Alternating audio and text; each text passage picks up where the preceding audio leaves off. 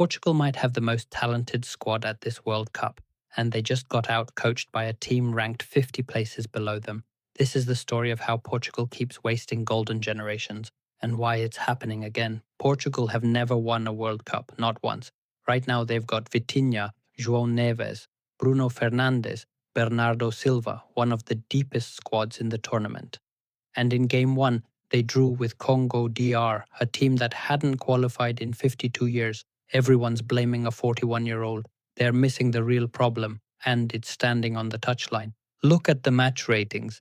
João Neves, the deepest midfielder, rated 7.0, the best player on the pitch. Now look ahead of him. Bernardo Silva, 5.2.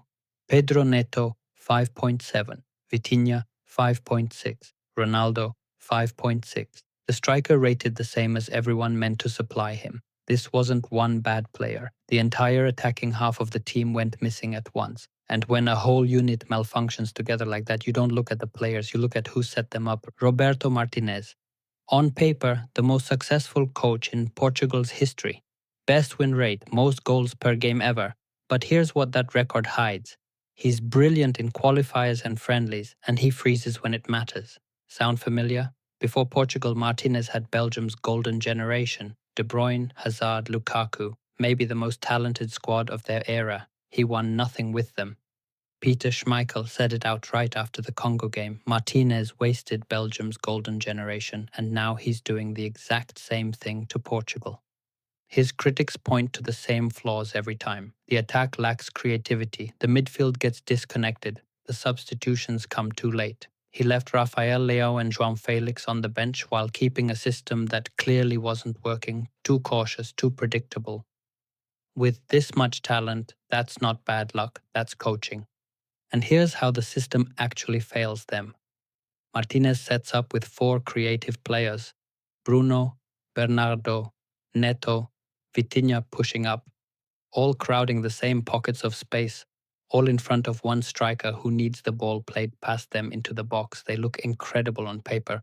On the pitch, they get in each other's way. 11 brilliant individuals, no coordinated plan. That's the difference between a squad and a team. Now here's the part that should keep Portugal up at night.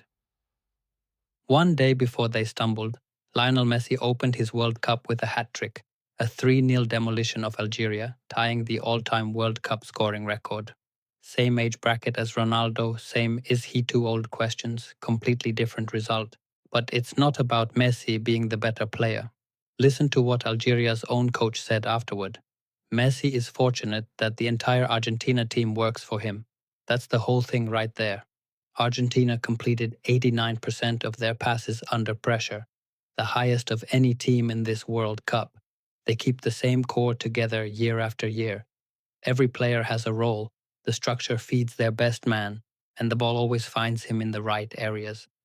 Messi scored 3 because Argentina is built to make that happen. Ronaldo got 0 shots on target because Portugal is built around nothing at all. Same tournament, 2 legends in their final act, but one's been handed a system and the other's been handed chaos. And this is the pattern. It's the 4th time in 5 World Cups Portugal failed to win their opener. In 2010, the criticism was that Queiroz set them up too cautiously. Same words, different decade. Portugal always arrives loaded with talent, plays scared when it counts, and leaves wondering what happened. Different coaches, different stars, same ending. Because talent doesn't win World Cups. Coordination does. Systems do. To be fair, Ronaldo isn't blameless. He's 41, the explosiveness is gone, and he had chances he'd have buried 5 years ago. But he rated the same as the players around him, not worse. He's not the disease. He's the symptom of a team that's never been built into a team. You can't pin a structural failure on one man, even the greatest scorer in history. Portugal play Uzbekistan next, then Colombia. They still have the talent to fix this. The question is whether the man on the touchline can finally turn a golden generation into a winning team, something he's never once done in his career. Because here's the uncomfortable truth. Portugal don't have a Ronaldo problem. They have a coaching problem, a coordination problem, a problem they've never solved across entire generations. The names on the shirts change. The ending doesn't. So tell me in the comments, is it Martinez? Is it the system? or do they still turn it around against Uzbekistan? Drop your verdict below. I read every single one, and the best takes get pinned. If this made you see Portugal's problem differently, do me one favor, hit that like button, because it genuinely helps this video reach more real football fans instead of the lazy hot take crowd.